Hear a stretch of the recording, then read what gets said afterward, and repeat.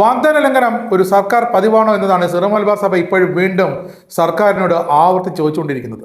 സഭാ മക്കളുടെ ആവലാതിക്ക് ഒരു പരിഹാരമുണ്ടാക്കാൻ വേണ്ടി അതിനാണ് ഇപ്പോൾ സഭ ഇറങ്ങി തിരിച്ചിരിക്കുന്നത്.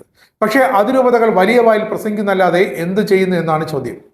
ജോസ് കെ മാണിയെ ഇടതുപക്ഷത്ത് കൂട്ടുപിടിച്ച് സഭ മുന്നോട്ട് പോകാൻ തീരുമാനിച്ചിട്ടുണ്ട്. പക്ഷേ ഇതിനൊരു പരിഹാരമുണ്ടാക്കേണ്ടേ. അതുകൊണ്ട് ഭിന്നശേഷി അധ്യാപക നിയമനം, ക്രൈസ്തവ കോളേജുകളുടെ വിഷയം, ഇതിലൊക്കെ സർക്കാർ കടന്ന് ഇരട്ടത്താപ്പൊക്കെ ജോസ് കെ മാണിക്ക് പോലും കൈകൊള്ളുന്ന വിഷയമാണ്.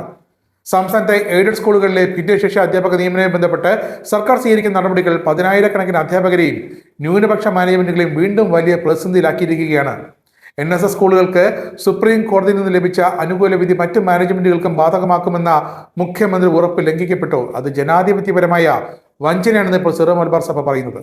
തദ്ദേശ തെരഞ്ഞെടുപ്പിന് മുമ്പായി 2025 ഒക്ടോബർ 13 മുഖ്യമന്ത്രി നേതൃത്വത്തിൽ നടത്തിയ ഉന്നതതല യോഗത്തിൽ ഒരു ഭിന്നശേഷി സമരവുമായി ബന്ധപ്പെട്ട് NSSന് ലഭിച്ച വിധി മറ്റ് എയ്ഡഡ് സ്കൂളുകൾക്കും ബാധകമാക്കുമെന്ന് ഉറപ്പ് നൽകിയിരുന്നു.